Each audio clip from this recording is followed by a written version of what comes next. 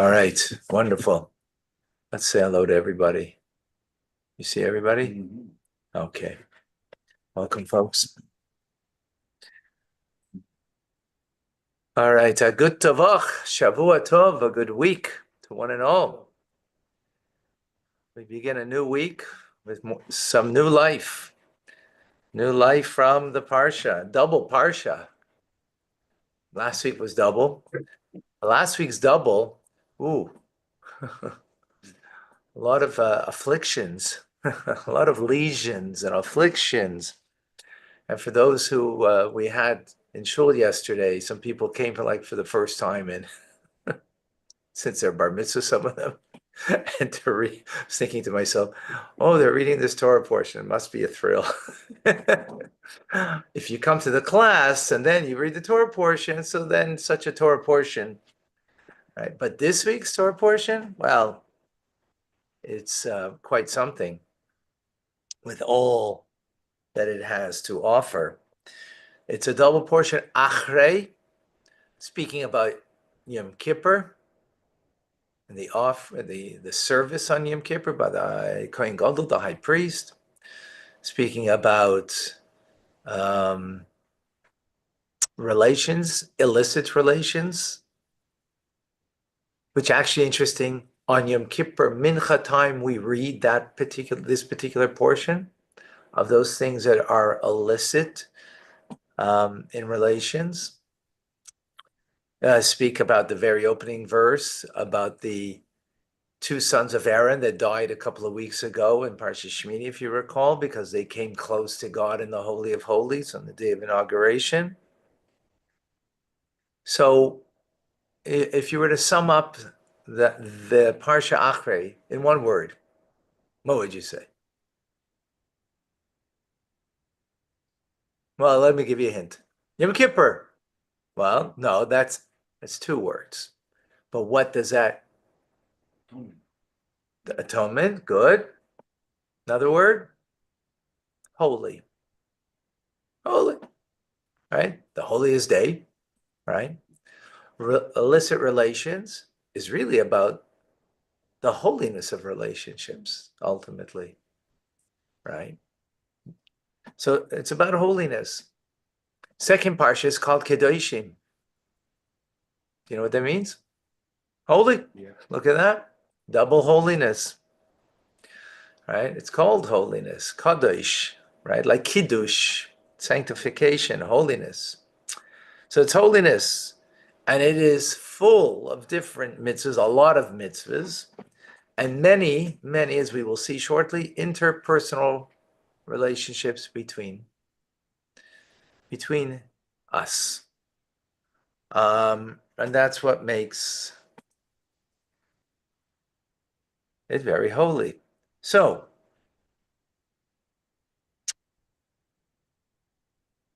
let us begin with some of the holiness in the second parsha. Okay. Let me share the screen.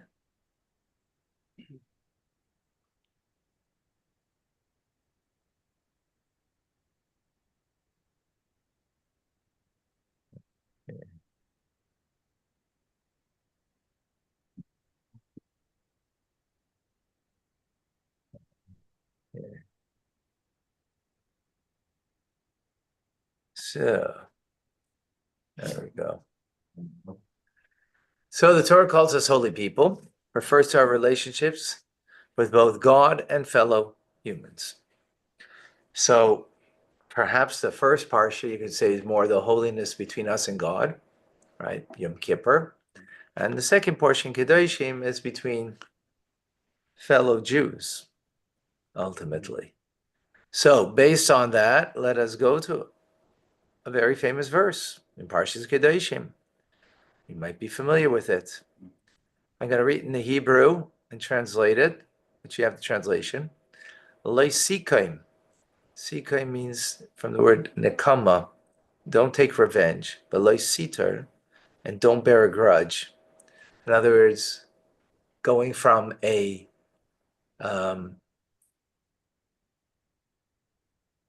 easier thing to a harder thing, right? It's easier to not take revenge as opposed to bearing a grudge, right?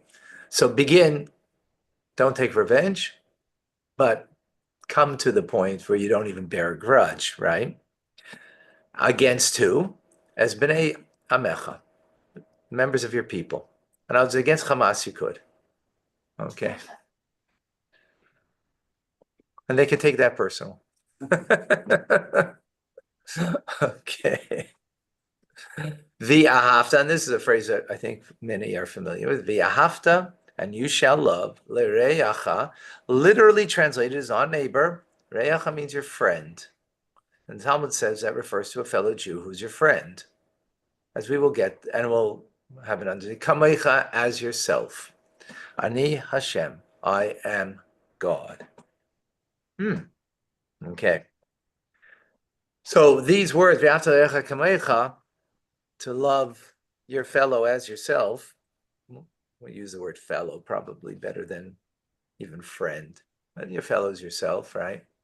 Probably ranks there with the Shema, ranks there with with the Ten Commandments, right? As most known verses in the Torah, right? But when we will see that even though it seems pretty self-evident what it's saying here, don't take revenge, don't bear a grudge, and then coming even to the next level, right? Those are two negatives, and then come to a place of where there's love, right?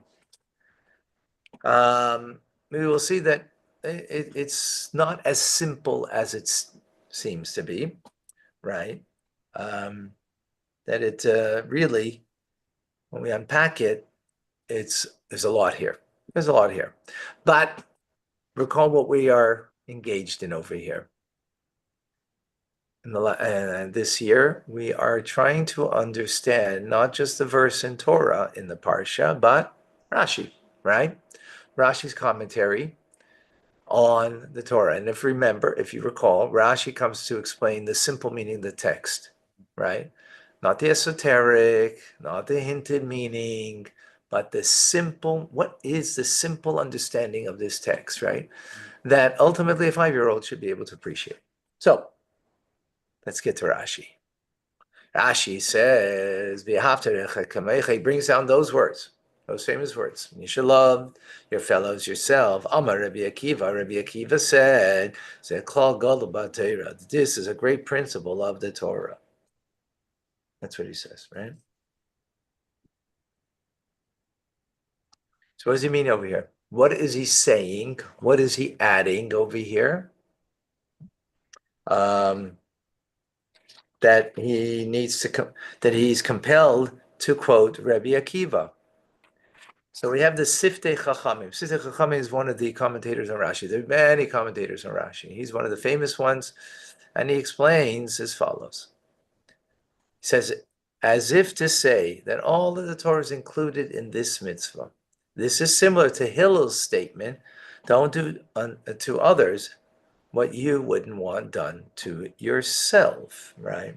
In other words, this is a mitzvah of V'ahavta kamecha, that it's a fundamental principle equated with the entire Torah.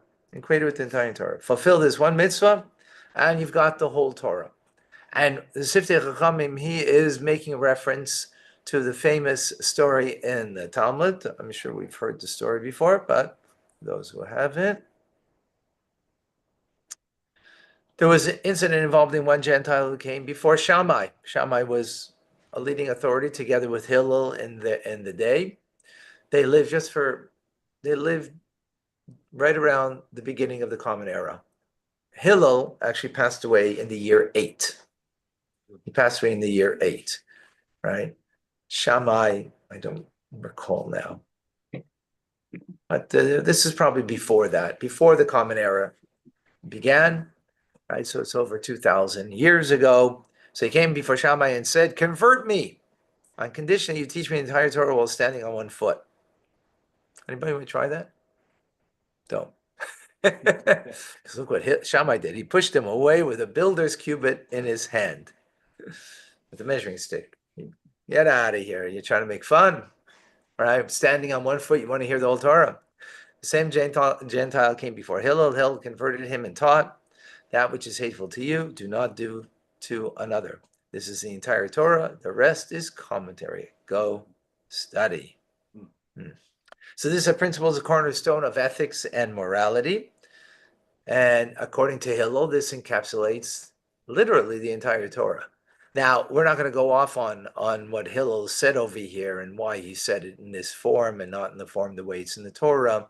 Actually, if you look in chapter 32 of Tanya, we recently just learned this, of understanding Hillel's comment, right? But the point is, the Siftei Chachamim wants to bring out in Rashi, right, based on the piece of the Talmud, of how crucially important is this statement in Torah. It's the essence of the entire Torah, right? So now, based on this, then we need to understand.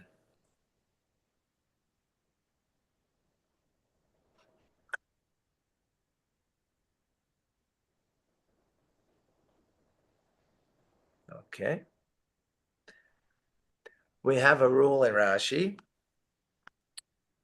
and that is, we just mentioned, he's coming to explain the simple text, right? Is Rashi a guideline in how to live your life? Is that what he's intending to do? Is that his prime goal? Is that why he makes his comments and commentary on a verse in the Torah? No. Just understand simple meaning. Just to understand. Can there be a offshoot of it that will be something that will be ethical, moral teachings? Absolutely. But that's what his purpose is, right? This is not like what we started now teaching Pirkei Avos, or learning rather, Pirkei Avos at Mincha time on Shabbos, right? That's ethical teachings of the Torah. That's specifically ethical teachings, right? Again, it's very important when you're learning something, you have to understand what the context is, what's the purpose of the teachings, right? If you're learning Jewish law in the Rambam, right? Are you learning ethical teachings? No, not at all. Are there perhaps ethical teachings? No, but he's teaching you the halacha on how to keep Shabbos. He's teaching the halacha. Now we're learning the laws of sanctifying the new month, right? It's astronomy, right? Can there be something ethical that comes out of it? Yes, absolutely. But that's not his intent. So he's not making the comment or the statement based on that at all.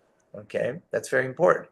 So the obvious question is over here, well, this seems to be a very, Rashi is making an ethical statement, a moral statement, that v'aftarecha kamecha is a general principle of the Torah, right? That, in others, he's giving emphasis to it. Why? It can't be for ethical purposes. That would be defeating his purpose. Right? It can't be for that reason. It doesn't mean it doesn't have that value, right? Right? We have to know what comes first, the egg or the chicken, right? Very important, right? So it can't be that, but it sounds like it is, right? But he has to be coming to answer something that's problematic, that's why he's making that statement, not to teach us an ethical teachings. Okay? Is that clear? Make sense? That's the first question. Okay. Second question is, let's go back to Rashi over here. He quotes Rabbi Akiva. Now, we all love Rabbi Akiva, and it's wonderful to know who said it, but he didn't say it, so we should know who it is. Because most often, he will quote teachings that are from the Talmud, are from the Medrash, and he won't say who it's from, because it's not, to understand the simple meaning of the text, you don't need to know who said it. It's not adding anything. The fact that he's saying that it's Rabbi Akiva's statement is essential for our understanding the simple meaning of the text. And the question is obviously why? What is it adding, right? Is that clear? Excellent. Everybody else, we're good? Thumbs up? Amazing. All right. And by the way, if you don't understand something or something's not clear, don't be bashful, folks. Okay. I just want to make sure. Okay, good. All right. So what do you think we need to do? Don't mind me that I'm like prodding you because it's helping you to think like in the Torah way, right? So what do you think we need to do in order to appreciate or to answer our questions? By the way, there's another question that we also to answer is why did Rashi choose Rabbi Akiva's statement that this is a great principle of the Torah and not Hillel? Hillel preceded him by about 200 years. Hillel's statement is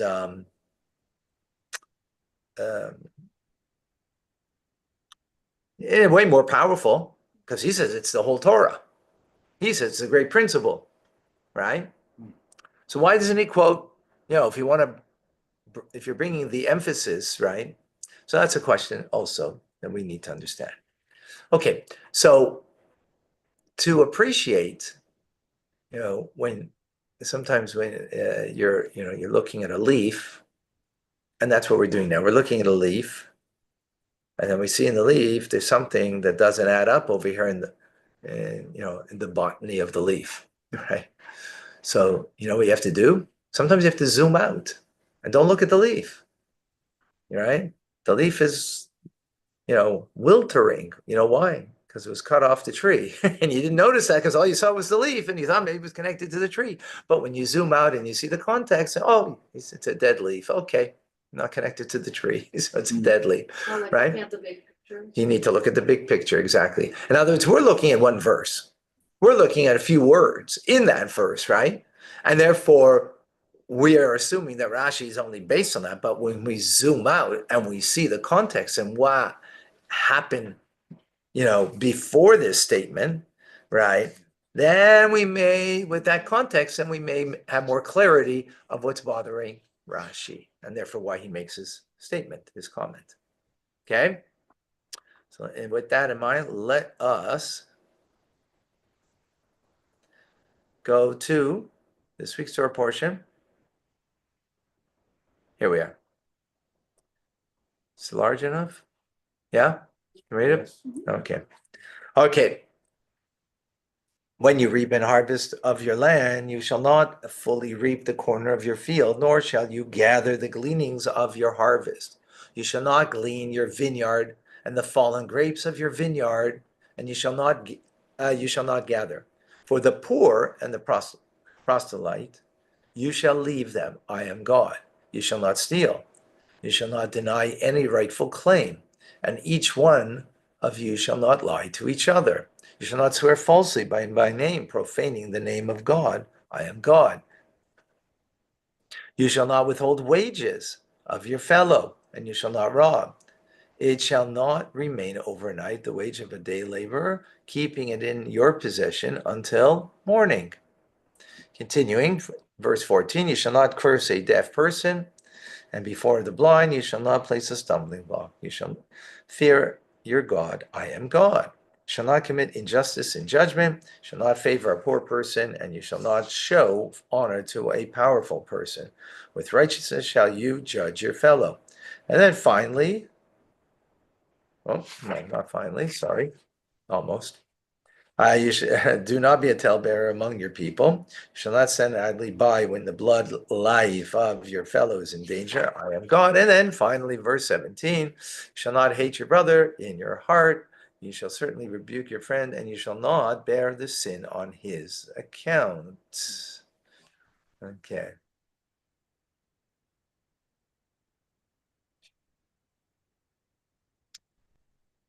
So what's the question? What's your question? Huh? Totally. Absolutely. Do you have a question?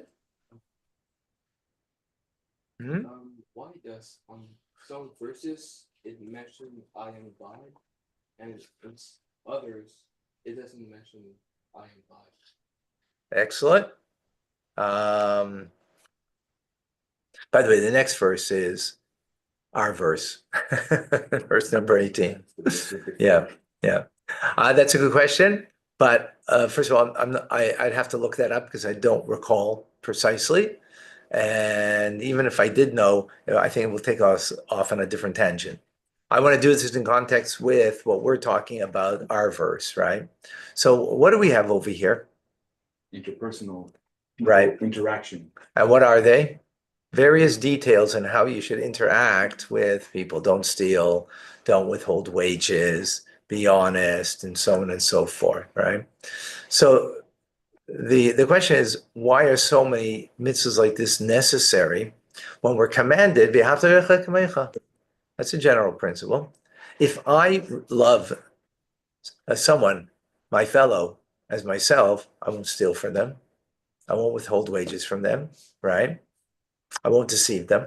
I won't do those things. Not only that, I'll probably go out of my way and be nice, right? So this is what Rashi is coming to address, right? Why do we have so many details when we have a general principle that many of these details will be included in it, right? And many of these details will be included in it. So Rashi explains, it's not just another one. It's not another detail. Just it. It's a principle, right? It's a principle. What does it mean? What does it mean, a principle? Encapsulates everything in a nutshell. It encapsulates everything in a nutshell, but it's a guiding principle, shall we say, right? So, in other words, it's to guide towards the details, as we'll see. We have a similar idea like this with Shabbos, right? When it comes to Shabbos, there's a lot of laws about Shabbos, right? A lot of details when it comes to Shabbos, right? Where does it all come from? A guiding principle. It's called a day of rest, a day of no malacha. Malacha, not a day of no avodah. Two words for work, right? Avodah is work, right? Avodah is like strenuous work. Like avodas Hashem, serving God is strenuous work. You got to work on yourself, right? Malacha is creative work. Not allowed to do creative work on a day of rest, on the day of rest, right? That's the principle. And from that principle, it guides the details. It guides the details, right? So if we look, right, in the Torah, so remember the Shabbos and keep it holy. 6 days you shall labor, right? And the seventh, and do all your work, malacha, right? But on the seventh day of Shabbos to God, you should not do any work. You, your son, your daughter, and your maidservant, manservant, your maidservant, nor your cattle, nor your stranger, with that is within your gates. For 6 days God made heaven and earth, the sea, and all that is in them. And he rested on the seventh day. Therefore God blessed the seventh day and made it holy, right? So Shabbos is Shabbos, rested, right? Shabbos means a day of rest. God rested, we rest, right? And from there, we learn out all the particular details, right? All the restrictions that come with it. Where do we learn that? It's really the oral tradition. Torah gives a couple of examples, right? It speaks about going out, it speaks about fire, but there's 39 different malachas, different types of categories of work, and that's all creative labor that stems from this one principle, right? So you may have the idea of driving and the idea of going to work, and what's the idea that brings all the different principles together? One idea: to rest on that day, not to do a labor that's called a creative labor, right? That's the biblical idea. And when it comes to rabbinic laws, so then there's a fence around the law, and then there's might be other things that are involved and so on. But that's the basic idea from a biblical point of view, right? So in others, we have this structure that from the principle, needs to flow all the details, right? So the same thing is over here, right? Same thing is over here. The Torah commands us, that all the mitzvahs that are interpersonal, they need to flow from this one dimension, from this one concept, this one idea, this general idea. Okay. So in other words, you could look at them as individual mitzvahs, distinct from each other. They might have a commonality, but each one has its own, I don't know what the word is to say, um, its own, specialty or uniqueness, right? And which each one does, obviously. But that's not what Rashi's coming to say. No, no, no, no, no. It's a great principle that is in combining all of these things that we learned here, that we mentioned in the verse, and that is mentioned further in the Torah. It's not the only place, but it's for a huge amount of them is flowing from this idea, right? So honesty in business, you can see as a value in and of itself, right? It's a value in and of itself. And there is a value in and of itself. Therefore, it needs to the detail in and of itself, right? Kindness to the stranger has a value in and of itself, right? Fairness and judgment, not harming someone. All of them have a value in themselves, but yet at the same time, there's something overarching them that they all stem from this one idea. They have to, right? It is the general principle, right? Again, just as rest defines Shabbos, right? Love defines these mitzvahs, right? All of these particular mitzvahs. And therefore they flow from it. Does that make sense? Okay, good.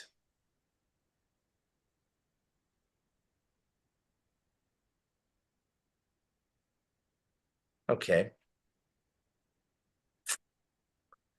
But we want to go a little deeper to appreciate and to understand this idea. Um, why is it, what is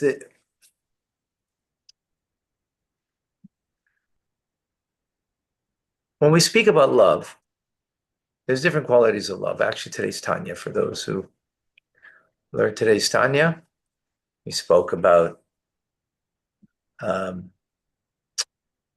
love that is um, metaphorically like water, and love that's metaphorically like fire, right?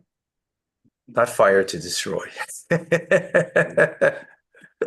right? Not fire to destroy, but it's fire meaning passion, right? It's a fiery love. It means a passionate love, right? And then there is a love that's like water.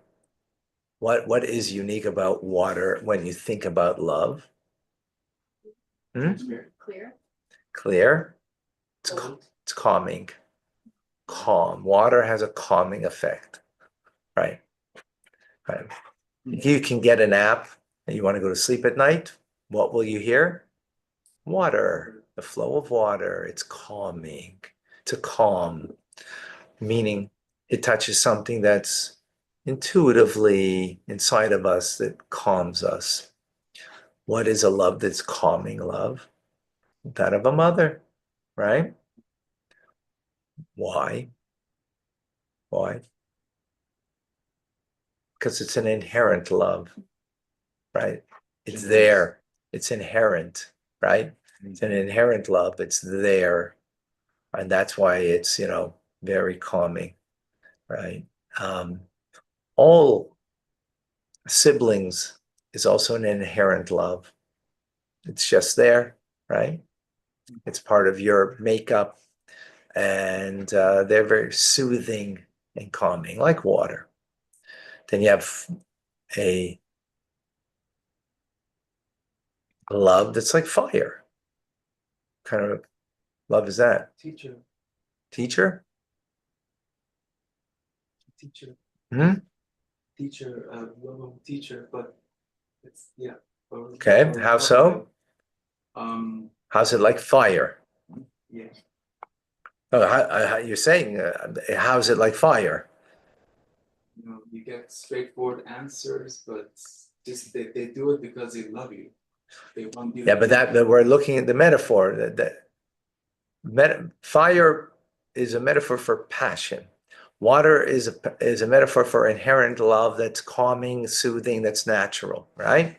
That's just there, right? Fire is between a man and a woman, husband and wife, right? Right? That's a passionate, fiery love, right? Why is that different than the other love? What's different? I was gonna say something, I'm not sure. Maybe it's That may because maybe part that that seeks to receive a little bit more than like for a child is more giving. I don't know. Hard to say. Well, mother is more like unconditional, it's natural, as for like a man and a woman, you have to, not learn to love, but you, the more you give, the more you love, and it's so it's not natural. Men and women to get married is not a good idea. It's a godly idea. It's a godly idea, not a good. Why is it not a good idea?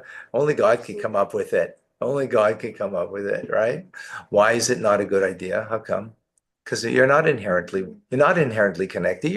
Men and women are so different, right? Yeah. A woman, you step on her shoes, and a woman steps on her shoes. So and then she says, "Oh, I'm really sorry. Oh, those are beautiful shoes." Man, you step on his shoes, he's gonna give it to you now. Like, come on. Women think so differently than men, right? They feel so differently, right? As some people say, women is man is God's first version, 1.0. He made Adam, and then he made Eve from man. He's 2.0, yeah. The new and improved. Women for sure think that, and we let them think that. Yep. Rabbi, Rabbi, Sorry. Rabbi. Yes, sure. What do you say about the fact that, or does it even matter that the love of fire needs fuel? Is what? It needs fuel, Right. and it seems like that the fire part of it, the fuel, once the fuel is consumed, if there's no more fuel, Right. then the fire has nothing to use to manifest itself, basically. Very good. Excellent. Excellent. Excellent. How does that fit in? I just put you that everybody could hear here. You heard? Okay. Excellent. So I'm getting way off topic over here.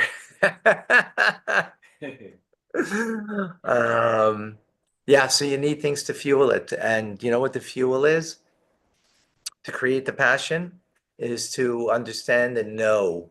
How does a man and a woman get married or come together is because you get to know each other, right? And because the more you get to know the person, the more deeply you get to know them, the more it creates a desire to bridge the gap. And that's called passion. That's the fire because of the gap that there is. You want the coming together. And you know what happens? You come together, then you realize, oh, I really don't know her. Creates a separation. Then you try again to be more deeply to understand and appreciate. And then it comes closer. And then to close it, oh, I thought I really got to, okay. And that actually mimics the cycle of the month of the menstrual cycle when you're on and when you're off in the relations between husband and wife. That just mimics the reality of the relationship that there is between husband and wife, which is fascinating when you think about that. Yeah, is that good? That's clear? So, any case, so those are two basic kinds of love inherent in one, right? When we're speaking about Avas Yisrael, right? And it's this great principle that is including all these other things. What kind of love is that? Intrinsic. Intrinsic love. Anybody disagree? Fire. Fire? Because? It's built. It's created. You have to create it. Okay. Okay, good. Hmm. Okay. And you said intrinsic because? Well, I was asking myself, why do I love the Jewish people? It's hard to explain. Why did I love my children when they were babies? I can't say it's because of this quality, because they do this or that. They're doing nothing when they're It's 1 inherent. 1 week old. Right. There, it's inherent, Yeah. intrinsic. Okay, excellent, excellent. Okay.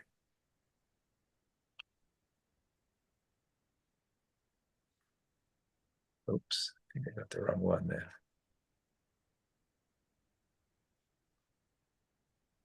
There we go. Okay, excellent.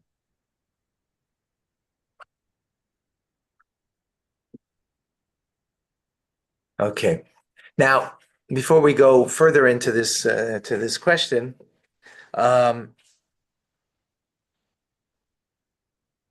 what it's similar to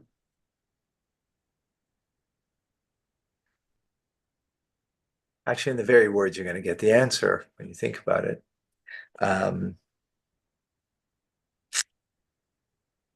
How is it that you can actually come to love someone as yourself? Right? How does that actually work?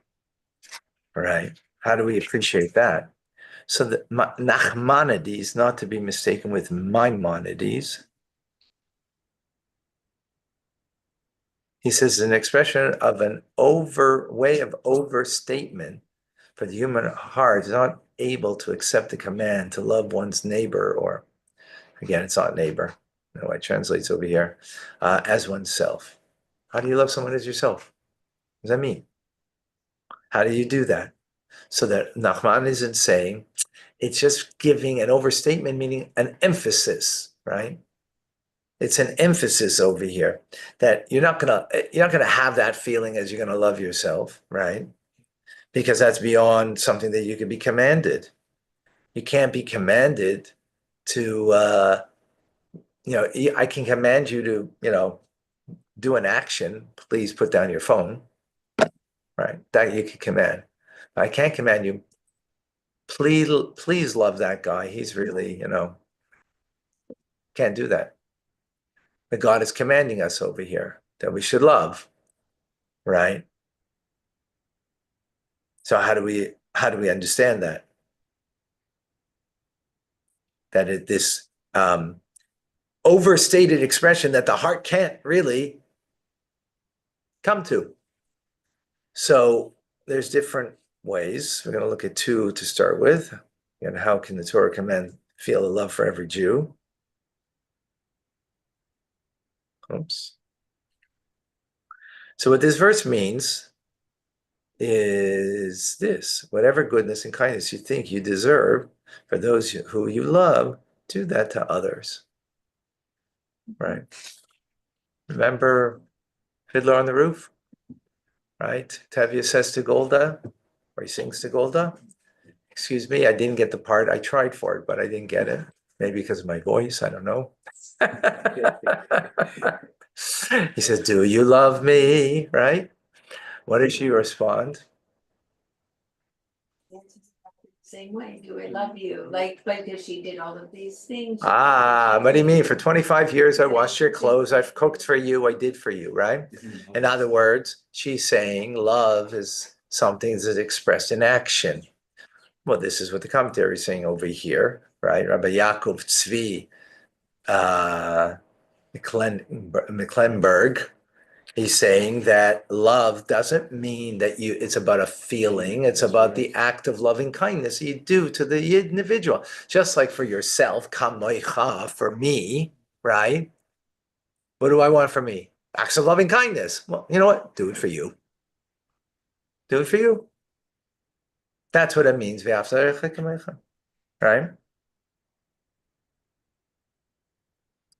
It's not about a feeling. It's just to do the action, Right. regardless of how you feel. Right. What's the problem with that? There is a problem because it's taking the verse non-literal. Because it says v'ahavta, and you shall love. That's what it says. It didn't say you shall do loving acts of loving kindness. It doesn't say that, right? It doesn't say that, right? So it's an understanding, but it still leaves us a little, right? Got it? Yeah. So another approach is rather than reducing it to, I washed your clothes for 25 years and cooked for you for the last 25 years, which is amazing. And some people might just want that, they're happy with that, perhaps. And it looks like Tevi that's not what he was looking for. He knew that he did, right? That she did that. So there's another approach. It's actually from the Ramban. And Torah's command means that one is to love another in all matters as one loves all good for themselves.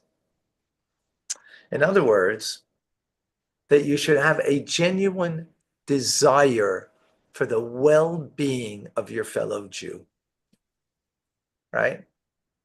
You should have a genuine desire that that person should have that they should have good bestowed upon them.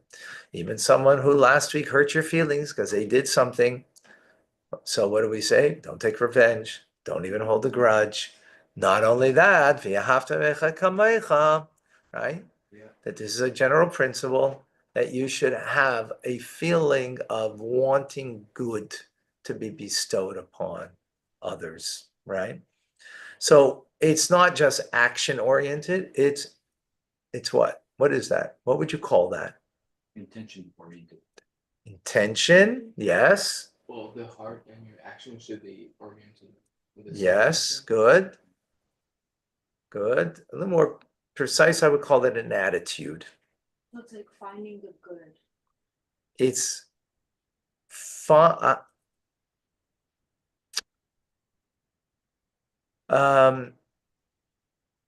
It doesn't mean finding the good in the person. Is that that's not what it's saying over here. Wishing the good for the person, right? So that's I would say that that's called an attitude, as opposed to an emotion. As opposed to an emotion, right? That's not an emotion. It's an attitude.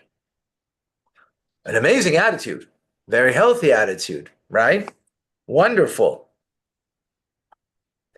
Yet, it still doesn't seem to come to grips with the full weight of what the verse is saying. It's saying love. Love is not merely action, because then it would say, do avos chesed, do the acts of loving kindness, right? It's not even saying attitude of love.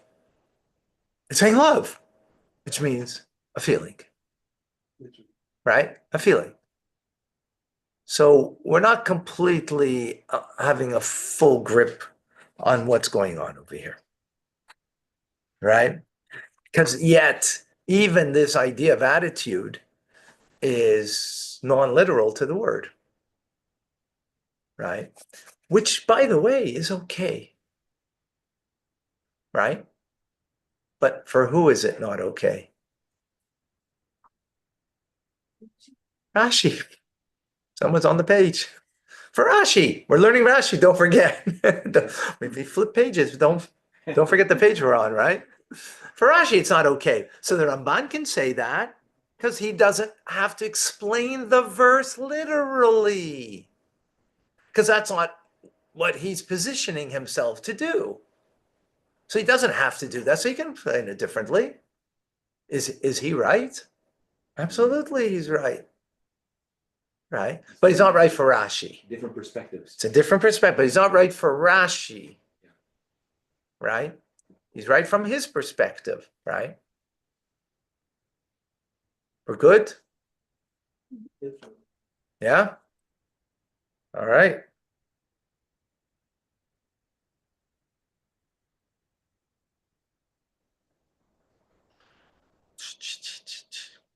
Okay. So we need to come to something a little more profound.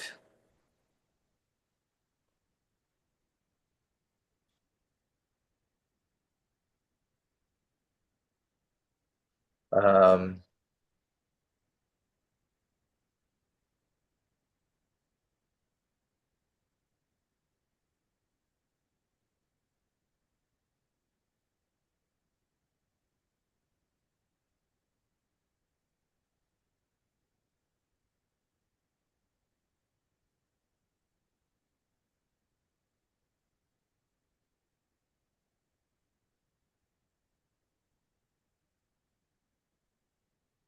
so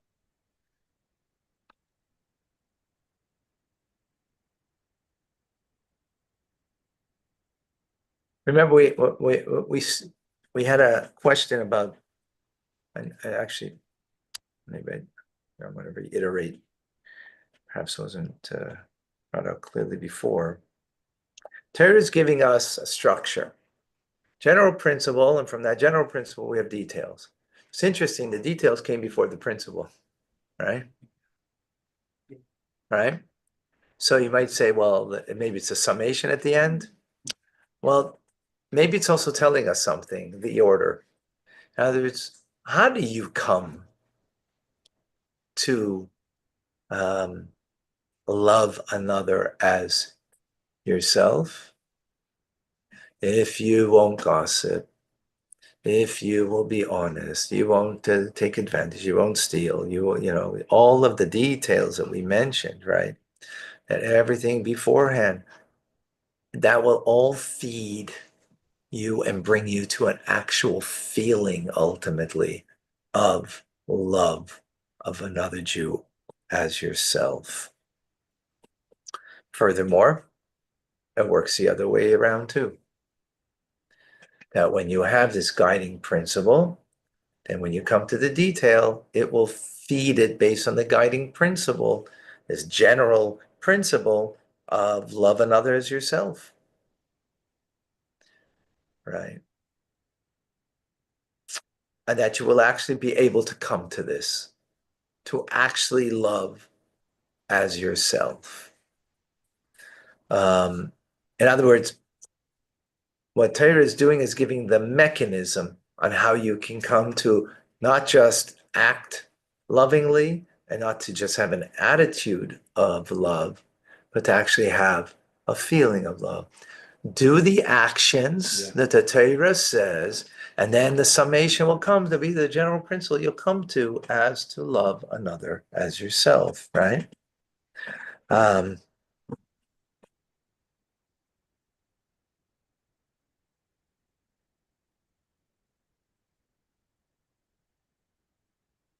As the Rebbe says in a Sikha this week. Whoops.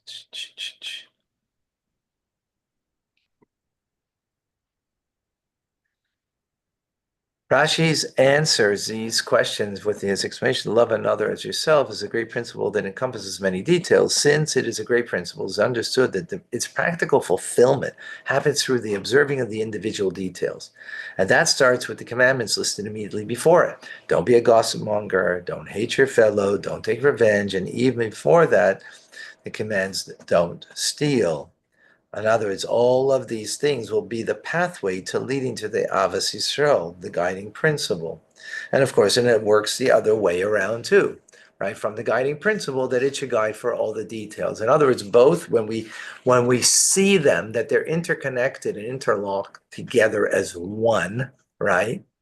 Then that will come to us. In other words, if we see gossiping, last week's Torah portion, right? Why do you get skin disease? From gossiping. If we see it, Saras, if we see that as terrible punishment, right, for gossiping, so what will be the motivator? I don't want to have the punishment, right? I want to get rid of the Taras. Or I feel bad, for speaking bad, right? Because look what happens to you. But that would be missing the guiding principle, the general principle, right? So that detail needs to be informed by the general principle. General principle informs it, and when that happens, then it's possible that you will come to a feeling in your heart, because in all of these things that you're doing, all the details, right, are infused with the general principle. Then you're capable to come to that. But there's one part still left. And that will answer why Rabbi Akiva is being mentioned here. Remember, we asked the question, we don't need to know who is making this statement. It's part of the Torah. Rashi's job is not to inform us who the original teacher of this is. His job is to give us a simple understanding of the text. But by giving us the teacher, the name, so then he gives us another guiding point it's alluded to through his name, right? It's not in his name itself, but it's alluded to when we know about Rabbi Akiva. So then we'll understand what he's bringing to the picture in this general principle, right? In this general principle. So Talmud tells us in Baba Basra that Turnus Rufus, he was the Roman governor at the time. This is in the 2nd century, after the Second Temple was destroyed. He had a conversation with Rabbi Akiva.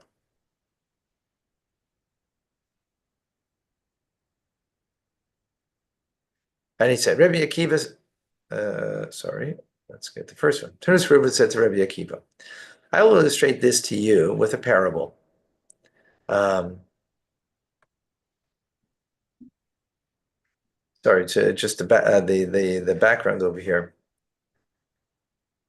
Rabbi Akiva was actually, this is very interesting. This is Judaism versus Nazism right here. This is the birthright of Nazism, as you'll see over here. Say, why are you helping those who are that have less in life? What are you helping them for? Obviously, they're supposed to have less in life, and that's why they have it. What are you disrupting? God's plan. It says, I will illustrate with you with a parable. To what is this matter comparable? It is comparable to a king of flesh and blood who was angry with his slave and put him in prison in order that he should not be fed or given to drink. Then one person went ahead and fed him and gave him something to drink. The king heard about this. Would he not be angry with that person? In other words, God made this person poor. God made this person sick. What are you helping, right? Survival of the fittest. That's the basis of Nazism, right? A 1,000-year reign of the Third Reich would be with what? A pure race, pure Aryan race. Get rid of all of, right? Hitler said there were only 2 nations. You know that. The Jews and the Germans. Yeah. And therefore you have to get rid of the Jews because they're spoiling, they're turning over the apple cart. Why? Because what do? We help those who are less fortunate. But if God made them that way, why would you do that? You're ruining God's plan. That's his claim, right? What's the answer? Comes Rabbi Akiva and says to turn this Rufus, I will illustrate the opposite to you with a different parable. To what is the matter? Comparable to a king of flesh and blood who was angry with his son and put him into prison in order that he should not be fed or given to drink. Then one person went ahead and fed and gave him to drink. If the king heard about this once his anger abated, he would react by sending the person a gift. Consider what he's called that he called children as it consider that we are called children, as it's written, children of God. The key. Right. So that's the key. The key is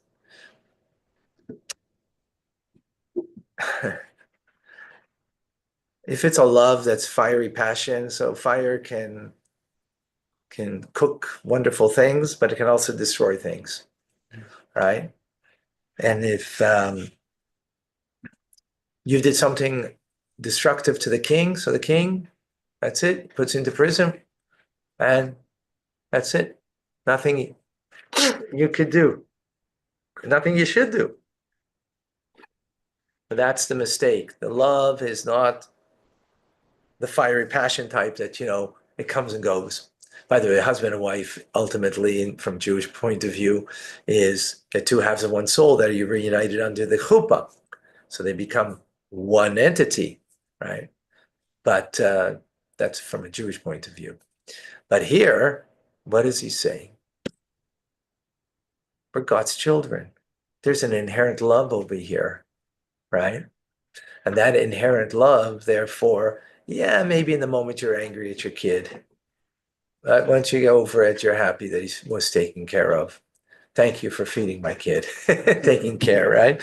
So yeah, this Jew is, acting out and whatever, but God says thank you that you put on tefillin with them and you try to bring them closer and took care of them and so on and so forth, right?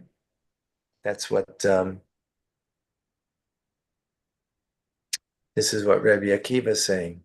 And this is exemplified in this week's, I mentioned before, Pirkei Avot, the ethics of our forefathers, of our fathers. So this week, chapter 3, we have Rabbi Akiva said the Jewish people are God's beloved children. The love is amplified by the fact that God publicized our relationship. As the verse says, you are the children of the Lord your God. So this is the uniqueness of Jewish people. We're not just a nation or family. We are family. That's what the Jewish people are. Not figuratively, but as the Alter Rebbe says in chapter 32 of Tanya, literally, our souls are united. The Jewish souls are united. We're brothers in the font of souls above. We're only separated down here because of bodies. If we make our body the most essential thing in our lives, so then we'll feel the distinct difference that there is between us. But if we make our soul the primary thing in our lives, so then from a vantage point of a soul, another soul is kamecha, is like my soul. So when you understand that, then the love naturally flows because it is a part of me.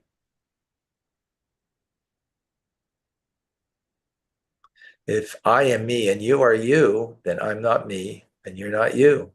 But if you are me and I am you, then I am me and you are you. That's Kotzker Rebbe, that every Jew is integrally a part of another Jew. That's why sometimes we don't get along because of that. Sometimes we mind other Jews' business because of that, because we are family. In the family, we're known to mind other people's business in the family. Family, then I shut up and I don't say anything, but Jews are family. So we don't shut up, right?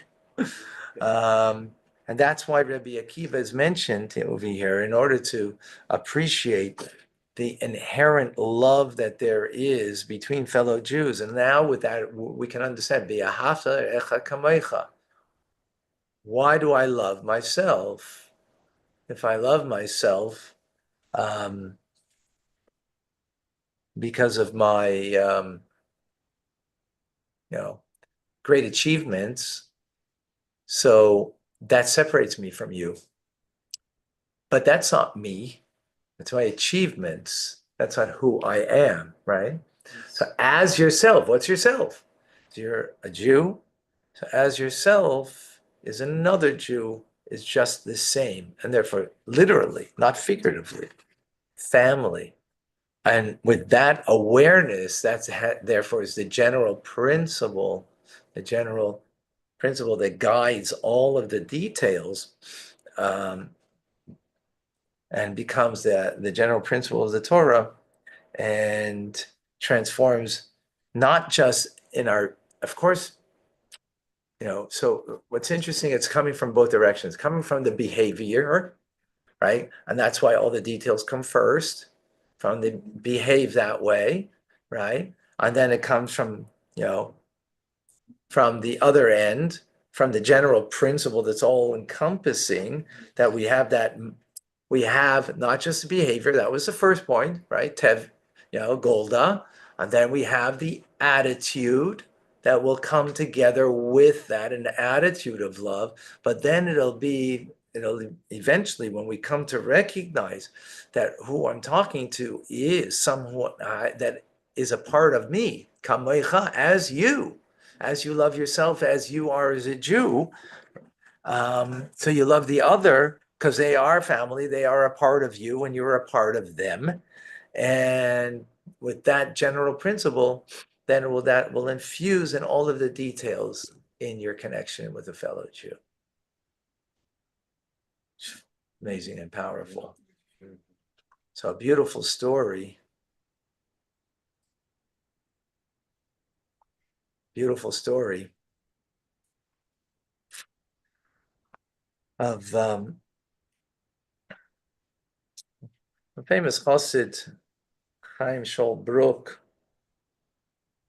an older man in the Gulag, together with a younger man who later became the Rebbe from Zvil. His name was Gedalia Moshe Goldman. I'm sure I've told the story before. I'm for sure I've told the story before. Maybe not a Sunday night class, but somewhere. So they're in the Gulag, and they had this commander that was like, Soviet no good, as you can imagine. He calls in the younger Rabbi Goldman, he's a younger man, and he says, I got from head office, this command to release you from prison today. You just need to sign this paper over here. It was Shabbos. So he says, I can't, I'm not going to sign it. It's Shabbos. He says, you don't sign this today, you may end up here for 8 years more. He says, Shabbos. I'm not signing. He's like, the guy knew it was Shabbos, but, says, Shabbos. Then he calls in Chaim Brook, an older chassid, and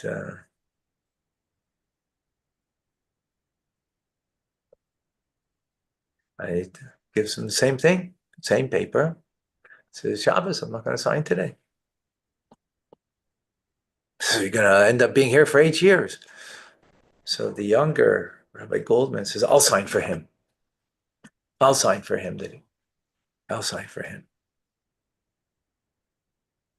She's like shocked. What do you mean you'll sign for him? You won't sign for yourself, but for him you'll sign? Says, I'm a young man. I could last here for another 8 years. He's an older man. He won't last. He can't last, and therefore, pikuach nefesh, and that you can violate the laws of Shabbos to save a life, right? I'll sign for him. In the end, the guy was blown away, and they both got out. Yeah, and they both got out. Anyway, the point of the story is not the wow. The point of the story, what it means, Avas Yisrael. What does it mean to love a fellow Jew as yourself? This you wouldn't even do for yourself, but you would do for another. That is the ultimate, right? To do as you would for yourself, for yourself. I wouldn't save my life for this, but for someone else, I would. That's Avos Yisrael 2.0.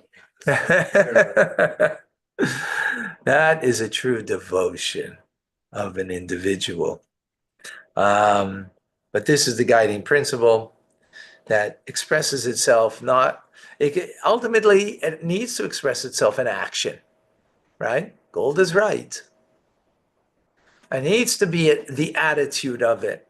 But ultimately, where does it stem from? Your family. You're not a stranger. As you know, people come to Chabad House over here. I did a funeral Friday. The brother of his sister passed away. Someone I know her for 30 years, but him I never met. I know her, whatever. And so I met him Thursday to discuss about the funeral. Friday did the funeral. Yesterday he came here to shul on Shabbos. And he's I didn't know should I bring my tefillin on Shabbos to shul. So no, just your talis. You don't need your tefillin. But he's kind of blown away that in a moment, okay, it's a moment of pain and loss, that opens a person up. That's true, but that there's like such a deep connection that was made, like instantaneously almost. It's very simple. That would never happen outside in the outside world. Because the outside world, you are you and I'm me. And I'll get to know you and we'll see, Right? But here, no. You are me and I am you. We are literally family.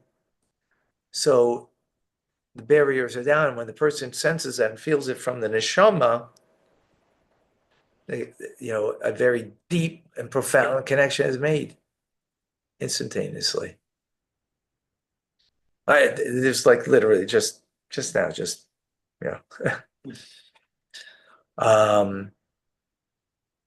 now I can't say that happens with everybody. It's the way it happened just now.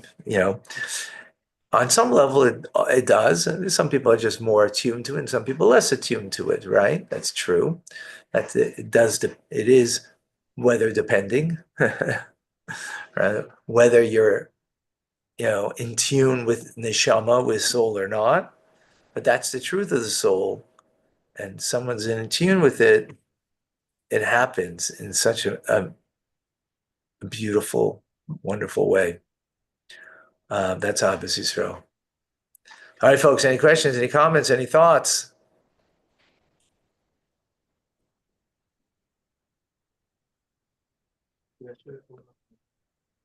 All right. God bless you all. Thank you. A good Nacht, a good Tavach, a good week, a wonderful week. Be well, everybody. Bye-bye. A reminder, JLI is starting this week. So whoever didn't sign up yet, you want to make sure you sign up for the JLI starting Wednesday night, 7:30. Colorful profiles, very exciting. Like it's new stuff, new stuff.